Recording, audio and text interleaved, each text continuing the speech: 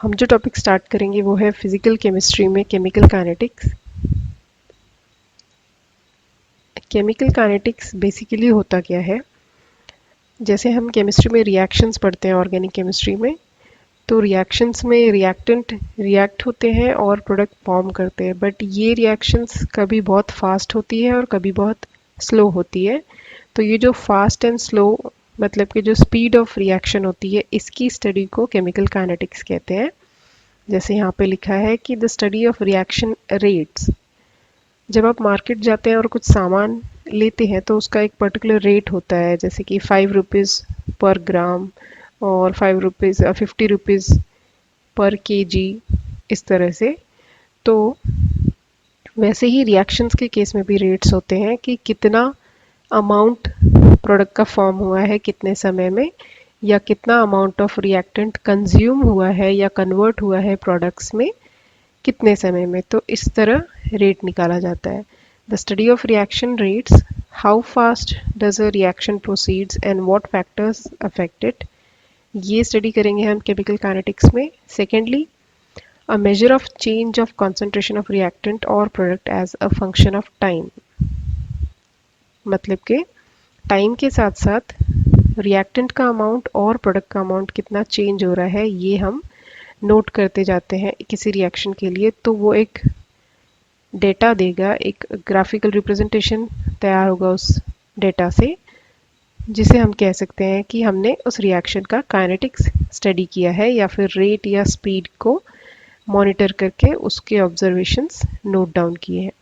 तो basically chemical kinetics study होती है रिएक्शंस के रेट्स की और रेट के चेंजेस की और फैक्टर्स की, कि कौन से ऐसे फैक्टर्स हैं जिनमें चेंज करने से हम किसी रिएक्शन की स्पीड को बढ़ा सकते हैं। फॉर एग्जांपल, जो बैटर होता है इडली के लिए, डोसा के लिए जो यूज़ होता है, वो बैटर को और अच्छी तरह से फर्मेंट होने के लिए कंडीशन जो लगती है वो होती है हाई टेम्परेचर।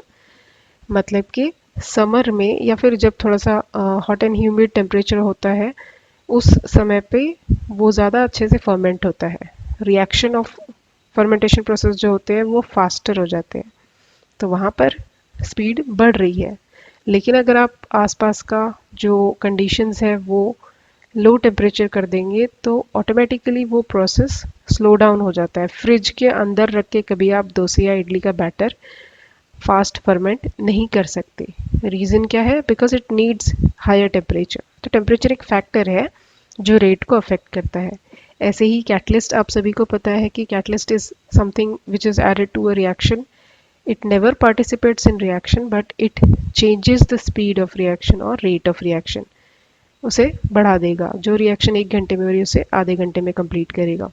तो यही सारी बातें हम केमिकल काइनेटिक्स में स्टडी करेंगे। अब इसमें आता है टाइप्स ऑफ रेट। जैसे अभी मैंने कहा कि रेट होता है कितने टाइम में कितना रिएक्टेंट कंज्यूम हुआ, या कितने टाइम में कितना रिएक्टेंट कन्वर्ट हुआ प्रोडक्ट में, या फिर कितने टाइम में कितना अमाउंट ऑफ प्रोडक्ट फॉर्म हुआ है। इन डिफरेंट तरीक़ों से आप रेट को डिफाइन कर सकते हैं। सभी केस में वो करेक्ट ही होगा, बट रेट भी डिफरेंट टाइप्स के होते हैं। तो इनिशियल रेट होता है पहला type. Rates measured at the beginning of reaction which is dependent on initial concentration of reactant। जब आपने reactants को लिया है और just reaction start करी है, तो starting में जब conversion होगा reactant का product में, तब जो rate observe होगा उसे कहते हैं initial rate। ये सिर्फ depend करता है initial concentration of reactants में। starting के जो moment होंगे तब calculate किया जाता है, बट इसका उतना significance नहीं है। सेकेंड टाइप ऑफ रेट आता है इंस्टेंटेनियस रेट। इंस्टेंटेनियस रेट, जैसे नाम से ही पता चल रहा है कि ये किसी इंस्टेंट पे निकाला गया रेट है, मतलब किसी एक मोमेंट पे, किसी एक पल पे जो रेट है रिएक्शन का वो मेजर किया गया है।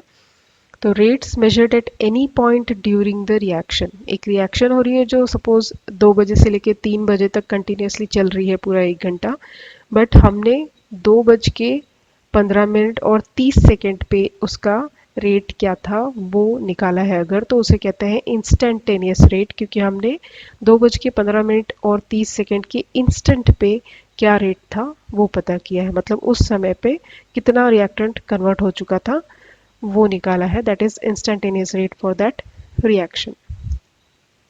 तीसरा केस आता है और सबसे कॉमन केस, वो है एवरेज रेट्स। एवरेज रेट में an overall rate measured over a period of time or interval। An overall rate measured over a period और टाइम इंटरवल, मतलब कि एक टाइम इंटरवल या पीरियड सेट कर दिया जाता है 5-5 मिनट सपोज। तो एक रिएक्शन लगी है ए प्लस बी जो प्रोडक्ट फॉर्म कर रहा है, तो ए प्लस बी गिव्स प्रोडक्ट। इस रिएक्शन में हर 5 मिनट में हम नोट डाउन करेंगे कि कितना ए और बी कम हो गया और कितना प्रोडक्ट ज़्यादा फॉर्म हो गया है। पहले 5 मिनट में रीडिंग लिखी, उसके बाद और 5 मिनट होने दिए, मतलब कि 10वें मिनट पे रीडिंग नोट करी, और फिर और 5 मिनट होने दिए, मतलब कि 15वें मिनट पे हमने रीडिंग नोट करी कि अब ए और बी कितना कम हो चुका है और प्रोडक्ट कितना फॉर्म हो चुका है। तो इस तरह से हर 5 मिनट की इंटरवल में जब हम rate of reaction find out करते हैं तो इसे कहते हैं एवरेज रेट। तो एक बार फिर से देखते हैं। इनिशियल रेट होता है जो रिएक्शन के जस्ट स्टार्टिंग में नोट किया जाता है। इंस्टेंटेनियस रेट होता है जो थ्रू आउट द रिएक्शन किसी भी मोमेंट पे निकाला जाता है। और एवरेज रेट होता है एक फिक्स्ड टाइम इंटरवल पे निकाला गया रेट। इस तरह से 3 टाइप के रेट्स हमने यहाँ पर देखे। यहाँ पर एक ग्राफिकल रिप्रेजेंटेशन दिया है, रेट ऑफ डिक्रीज इन फिनोल्फ्थालीन। तो ये किसी रिएक्शन का एक पार्ट दिया है, हमें रिएक्शन में फोकस नहीं करना है, यहाँ पर आपको देखना है कि इंस्टेंटेनियस रेट कैसे निकाला जाता है। तो ये एक एक्स एक्सिस पे टाइम है सेकंड्स में, और यहाँ पर वर्टिकल एक्सिस यानी कि वाई एक्सिस में कॉन्सेंट्रेशन ऑफ फिनोल्फ्थालीन दिया हुआ है मोलर यूनिट्स में। तो जैसे ये टाइम इंक्रीज हो रहा है, यहाँ पर दिख रहा है कि फिनोल्फ्थालीन का अमाउंट कम कम हुआ है, इसलिए जो रेड कलर्ड कर्व है ये डिक्रीज एंड डिक्रीज हो रहा है। तो फिनोल्फ्थालीन इस रिएक्शन में रिएक्टेंट रहा होगा, इसीलिए वो कम हो रहा है। ठीक है, रिएक्टेंट कम होते हैं क्योंकि रिएक्टेंट प्रोडक्ट में कन्वर्ट हो रहे हैं टाइम के साथ। जैसे टाइम बढ़ता है रिएक्टेंट सारे प्रोडक्ट में कन्वर्ट होते हैं, तो रिएक्टेंट कम होते जाएंगे। यहाँ पर फिनोल्फ्थालीन कम होता जा रहा है। अब इस केस में सपोज ये 100 लिखा है, तो 100 सेकेंड पे फिनोल्फ्थालीन कितना कंसंट्रेशन हो चुका था, ये पॉइंट आ रहा है, मतलब ये मोलर स्केल में इधर आएगा 0.002 से थोड़ा कम। वैसे ही 200 सेकेंड जब आ गया तो फिनोल्फ्थालीन का अमाउंट कम होकर इतना कम हो गया, यहाँ पर कितना हो चुका है, ये लगभग 0.001 से नीचे की वैल्यू है। और 300 सेकेंड पे और कम हो गया, और 400 पे ऑलमोस्ट ज़ीरो से थोड़ा ऊपर रह गया है। बट ये 100, 200, 300, 400 सेकेंड्स पे तो हमने रीडिंग निकाली है और वो पॉइंट्स लेकर प्लॉट कर दिया है। अगर आपसे कोई पूछता है कि ठीक है यहाँ 50 सेकेंड्स में कितना था, 50 सेकेंड वाले इंस्टेंट पे कितना रेट था, कितना कंसंट्रेशन था, वो निकाल के आप रेट बताएंगे, तो फिर आपको इधर इस कर्व की टेंजेंट लेनी पड़ती है, जो यहाँ ब्लैक लाइन से दिखाया हुआ है। कर्व की टेंजेंट से आप निकालेंगे इंस्टेंटेनियस रेट क्या होता है। तो इसके सिर्फ आपको कंसेप्ट ध्यान रखना है, डेफिनेशंस याद रखनी है। इसके बाद इंस्टेंटेनियस रेट की कुछ फीचर्स यहाँ बताया है कि value of the rate at a particular time when determined is called as instantaneous rate. It can be obtained by computing the slope of the line tangent to the curve at that point। जैसे अभी red curve को हमने एक black line या tangent draw करी थी, उस tangent की जो स्लोप रहेगी वही होगी instantaneous rate at that moment. अब यहाँ पर एक जनरल रिप्रेजेंटेशन दिया है डीकम्पोजिशन ऑफ नाइट्रोजन डाइऑक्साइड का। इससे पहले हमने 3 टाइप के रेट्स देखे, इनिशियल रेट, एवरेज रेट और इंस्टेंटेनियस रेट। वो पार्ट एंड हो गया है। इसके बाद अब ये सेपरेट चीज़ एक रिएक्शन का एग्जांपल लिया है, डिकम्पोजिशन ऑफ नाइट्रोजन डाइऑक्साइड, यानी कि NO2 का डिकम्पोजिशन हो रहा है, NO2 ब्रेक हो रहा है प्रोडक्ट्स में, प्रोडक्ट फॉर्म होते हैं इसके NO और O2। तो रिएक्शन अपनी हो गई NO2, उसके बाद arrow means NO2 decomposes into, 2 product form हो रहे हैं NO और ऑक्सीजन। यहाँ पर आपको सिर्फ ये ध्यान रखना है कि जब हम टाइम को एक्स एक्सिस पे लेते हैं और वाई एक्सिस पे कॉन्सेंट्रेशंस को लेते हैं, तो ऑब्वियसली ये डीकम्पोजिशन रिएक्शन है, तो स्टार्टिंग में क्या रहा होगा, हमारे पास केवल NO2 रहा होगा, नाइट्रोजन डाइऑक्साइड। ये नाइट्रोजन डाइऑक्साइड डिकम्पोज होगा, मतलब कि धीरे धीरे ब्रेक होना शुरू होगा, तो इसके जो फ्रैगमेंट प्रोडक्ट्स है, डिकम्पोज होने के बाद बने प्रोडक्ट्स हैं, वो फॉर्म होंगे। तो स्टार्टिंग में NO2 मैक्सिमम रहेगा, इसलिए यहाँ आपको दिख रहा है कि ये ग्रीन लाइन यहाँ से स्टार्ट हो रही है। जो रिएक्टेंट होता है वो स्टार्टिंग में मैक्सिमम होता है और जैसे जैसे टाइम बढ़ता है रिएक्टेंट का अमाउंट कम कम होता जाएगा। क्यों कम होगा? क्योंकि रिएक्टेंट ही तो कन्वर्ट हो रहा है प्रोडक्ट में, तो जितना प्रोडक्ट बनता जाता है उतना रिएक्टेंट कम होता जाएगा। प्रोडक्ट क्या बन रहे हैं यहाँ पर? प्रोडक्ट बन रहे हैं NO और ऑक्सीजन। तो स्टार्टिंग में आपको दिखेगा कि 0 सेकेंड जब था तो ग्रीन वाला लाइन का वैल्यू मैक्सिमम था, मतलब रिएक्टेंट मैक्सिमम था, और प्रोडक्ट मिनिमम यानी 0 होते हैं स्टार्टिंग में टाइम के या रिएक्शन के। जैसे रिएक्शन स्टार्ट हो गई, जैसे जैसे टाइम बढ़ता है तो थोड़े थोड़े प्रोडक्ट इंक्रीज होने लगते हैं।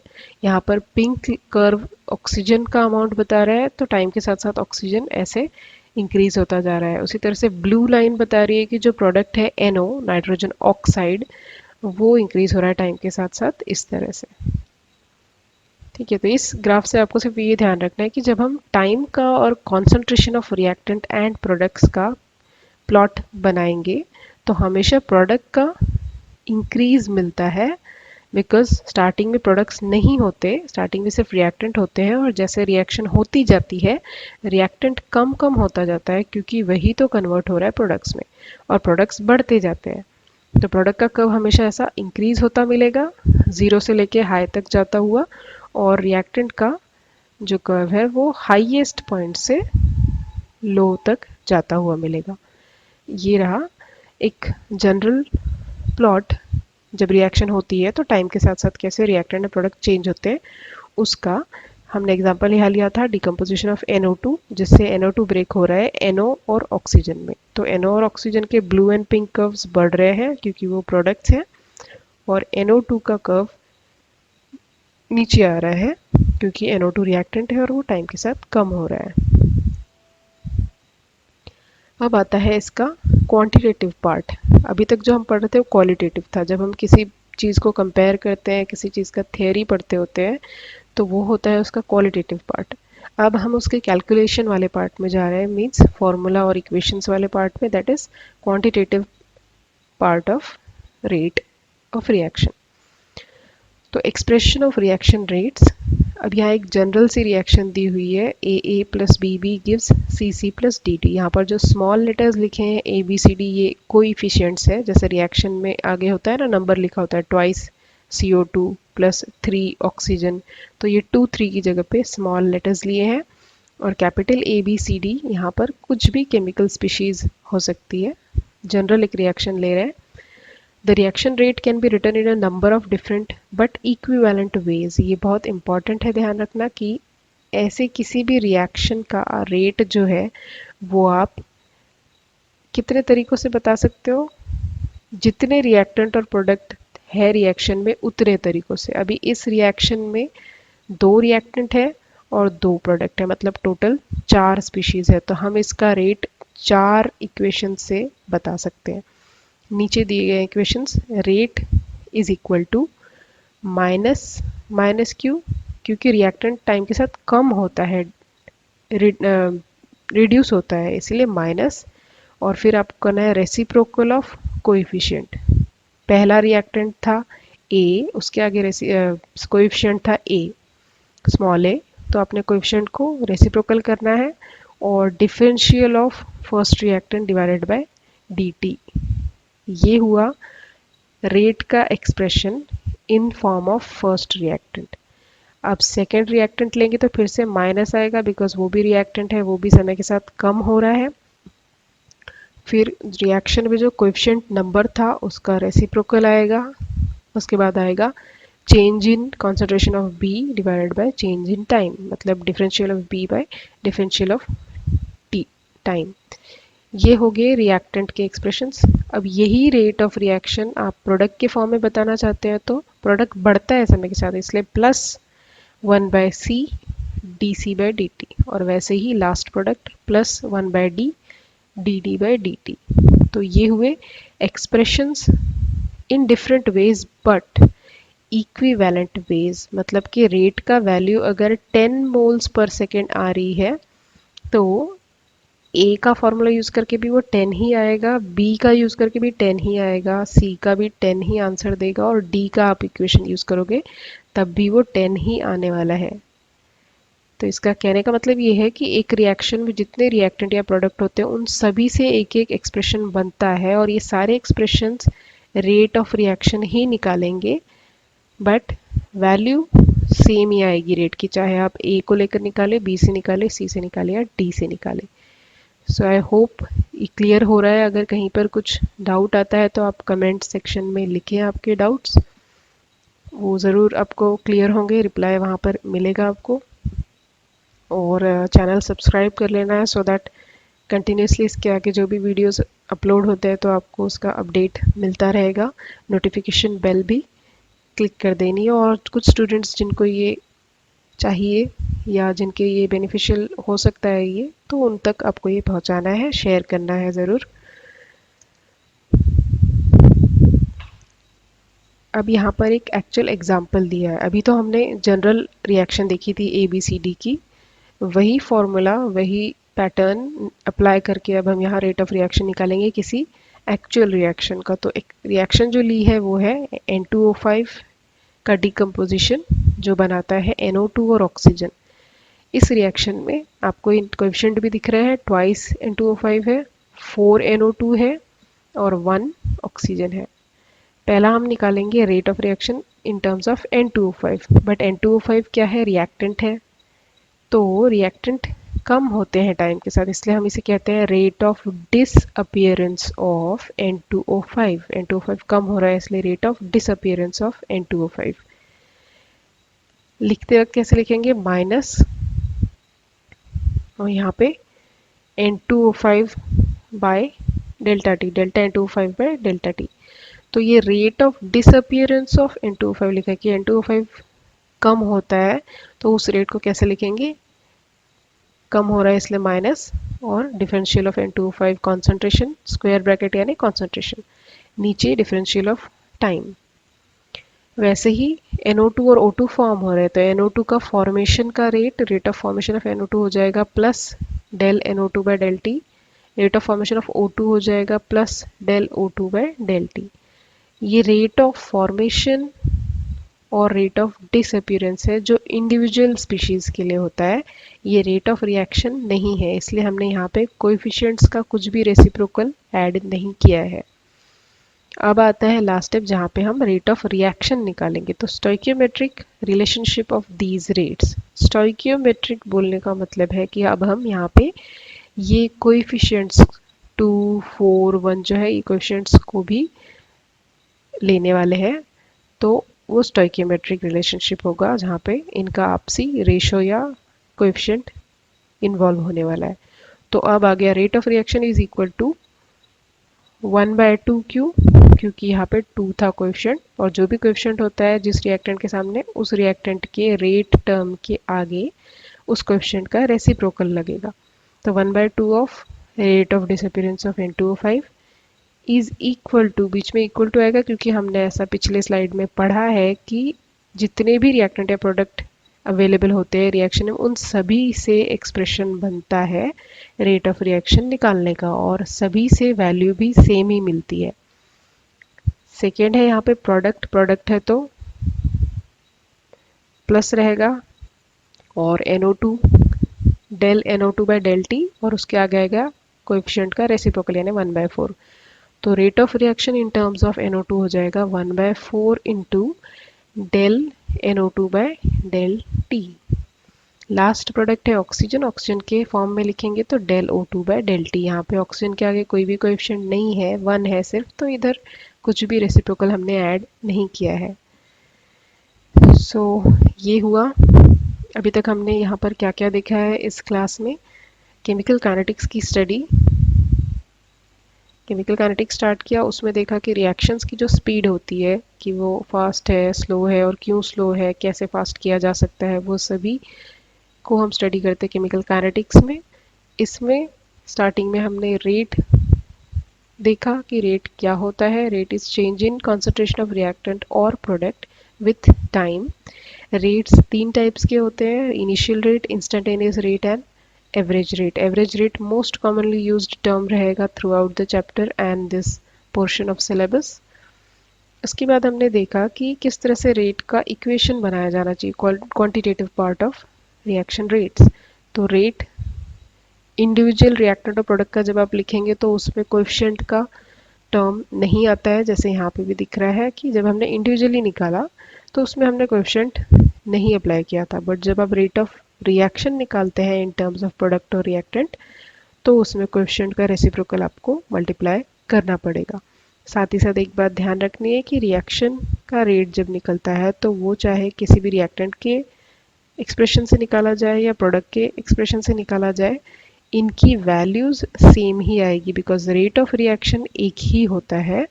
Rate of disappearance of reactant, rate of formation of XYZ जो भी है वो प्रोडक्ट, ये इंडिविजुअल है, ये अलग अलग हो सकते हैं, बट रेट ऑफ रिएक्शन एक ही वैल्यू आती है। यानी अगर आपको rate of reaction in terms of N2O5 पता है तो आपको rate of reaction in terms of NO2 और rate of reaction in terms of O2 भी पता ही होगा, बिकॉज वो सेम ही होता है।